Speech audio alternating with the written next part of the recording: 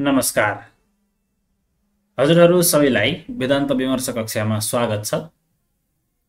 हामीले गत कक्षामा शरीर 3 प्रकारका हुन्छन् भन्ने चर्चा गरेका थियौं। आज ती शरीरहरूको व्याख्या र विश्लेषण गर्नेछौं। 3 थरी शरीरहरूमध्ये पहिलो शरीर हो स्थूल शरीर, दोस्रो हो सूक्ष्म शरीर र तेस्रो हो कारण शरीर। अब क्रमशः जिज्ञासा उठ्छ कि सबैभन्दा पहिलो स्थूल शरीर भनेको के हो? स्थूल शरीरम किम? स्थूल शरीर भनेको के हो? यो प्रश्न वाक्यको अर्थ भयो।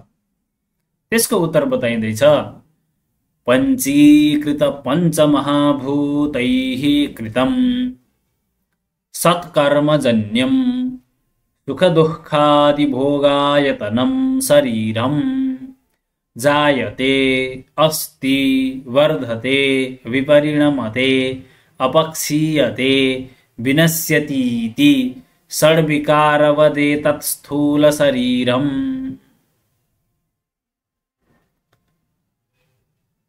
स्थूल शरीर भनेको त्यस्तो चीज हो जो पञ्चीकृत पञ्चमहाभूतबाट बन्दछ। पञ्चीकृत पञ्चमहाभूतैः कृतम्। पञ्चमहाभूतहरू छन् पृथ्वी, जल, तेज, वायु र आकाश।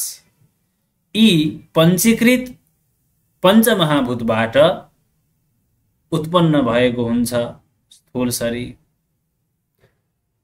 र सत्कर्मजन्यम, सत्कर्मबाट उत्पन्न भएको हुन्छ।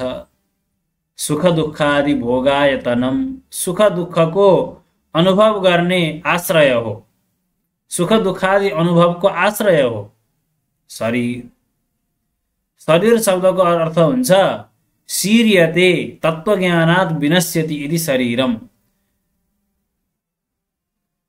जुन वस्तु तत्त्वज्ञानद्वारा नष्ट हुन्छ, शीर्ण हुन्छ, त्यस्तो वस्तुलाई शरीर भन्न सकिन्छ। अथवा जो रोगादिद्वारा शीर्ण हुन्छ, गलित पलित हुन्छ, त्यस्तो वस्तुलाई पनि हामीले शरीर भन्न सक्दछौं। शरीर शब्दको अर्थ हुन्छ देह। गात्रम वपुः संहननम शरीरम वर्ष्म विग्रहः। अमरकोशमा शरीरका विभिन्न नामहरू छन्। अब माथि हेरौं, स्थूल शरीर भनेको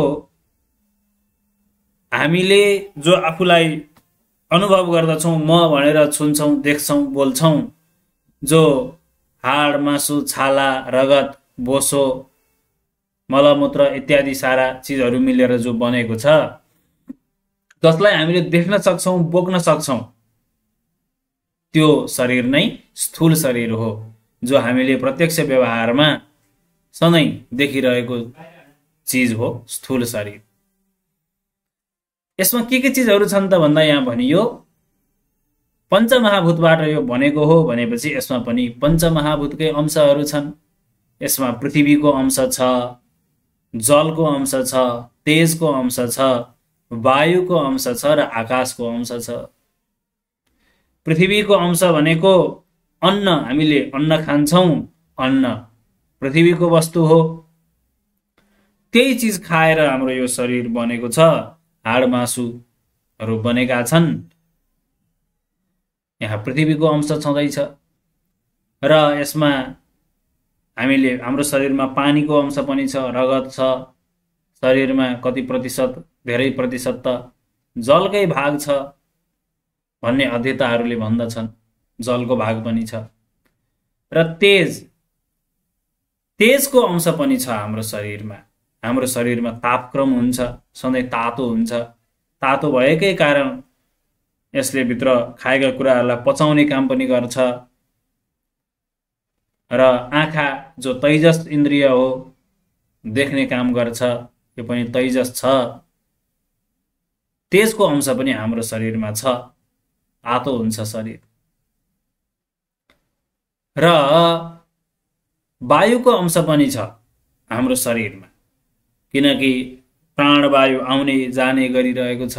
भित्र हावा हरेक रक्तनलीहरूमा अक्सिजन कुदिरहेको छ, दौडिरहेको छ, वायुको अंश पनि छ। र आकाश खाली ठाउँ पनि छ। यहाँभित्र नाकको पालभित्र खाली ठाउँ छ, कानभित्र खाली ठाउँ छ, मुखभित्र खाली ठाउँ छ, आन्द्राभित्र खाली ठाउँ छ। त्यही खाली ठाउँ भएको हुनाले हामीले खान सक्छौँ, बोल्न सक्छौँ, पेट फुलाउने खुम्च्याउने गर्न सक्छौँ। खाली ठाउँ पनि छ। त्यो खाली ठाउँलाई हामीले आकाश भन्दछौँ। यसरी पञ्चीकृत पञ्चमहाभूतबाट यो बनेको छ।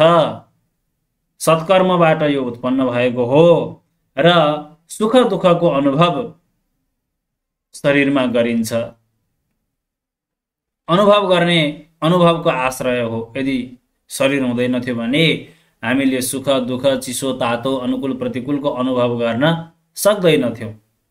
यो सुख दुःख आदि भोगको लागि यो आश्रय हो, साधन पनि हो। यसलाई नै हामीले स्थूल शरीर भन्दछौँ। यो स्थूल शरीरमा 6 थरी भाव विकारहरू रहेका हुन्छन्। ती भाव विकारहरू हुन् जायते, अस्ति, वर्धते, विपरिणमते, अपक्षीयते, विनश्यति इति भनेका यी षड विकारवत् 6 थरी विकारले युक्त भएको यो स्थूल शरीर छ। जायते यसको जन्म हुन्छ। हामी सबैको शरीर जन्मिएको हो। जन्मिनुभन्दा पहिले यो संसारमा थिएन। जन्मिएपछि मात्रै ए ल छ भन्न थालिएको हो। जायते यो जन्मिन्छ, एउटा विकार भयो। अर्को अस्ति, जन्मिसकेपछि मात्रै यो अस्तित्वमा आउँछ। जन्मिनुभन्दा पहिले यसको अस्तित्व थिएन र पछि पनि यसको अस्तित्व नष्ट भइसकेपछि पनि रहँदैन। बस जन्म पश्चात यसको अस्तित्व आउँछ, त्यो अर्को। र वर्धते बढ्दछ। पहिला सानो थियो, जन्मिँदाखेरि 2.5 किलो, 3 किलो, 4 किलोको शरीर बिस्तारै बिस्तारै बढ्दै बढ्दै गएर 45, 60, 75, 80 केजीको बन्दै जान्छ। बढ्दछ, वर्धते। विपरिणमते एउटा अवस्थाबाट अर्को अवस्थामा जान्छ, परिणामहरू आउँछन्। बाल्यावस्था थियो, बाल्यावस्थाको शरीर सानो थियो, दारी जुगा अथवा कपालहरू लामो हुने इत्यादि लक्षणहरू थिएनन्।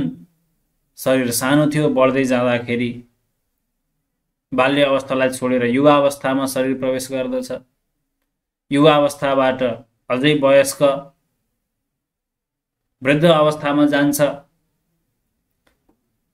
र यसरी एउटा अवस्थाबाट अर्को अवस्थामा जानुलाई विपरिणमते। र जब पुरा यसको वृद्धि विकास पाएर यसले आफ्नो भोग गर्नुपर्ने जति उच्च तहमा भोग गरिसकेपछि, पुगिसकेपछि अब वृद्धावस्थामा अपक्षीयते, बिस्तारै बिस्तारै शरीर गलित हुन थाल्छ, घट्न थाल्दछ। अब वजनहरू घट्न थाल्दछ, शक्तिहरू घट्न थाल्दछ। अपक्षीयते, क्षीण हुँदै हुँदै जान्छ। र अन्तिममा विनश्यति। र अन्तिममा विनश्यति, नष्ट हुन्छ। जन्मिनु, जन्मिएपछि मात्रै अस्तित्वमा आउनु, बढ्नु, एउटा अवस्थाबाट अर्को अवस्थामा जानु, घट्नु, क्षीण हुँदै जानु र नष्ट हुनु, यी 6 थरी भाव विकारहरू, 6 थरी विकारहरू स्थूल शरीरमा हुन्छन्। हामीले अनुभव गरेकै कुरा हो। र स्थूल शरीर भनेको हामीले एक आपसमा देखिने, बोलिने, छामिने, यसरी छाम्न सकिने यो जो शरीर हो, यो नै हाम्रो स्थूल शरीर हो। यो अङ्कलाई यहीँ पूर्णता दिन्छौँ। अर्को अङ्कमा सूक्ष्म शरीरको प्रसङ्गलाई लिएर उपस्थित हुनेछौँ। हरि ओम तत्सत्।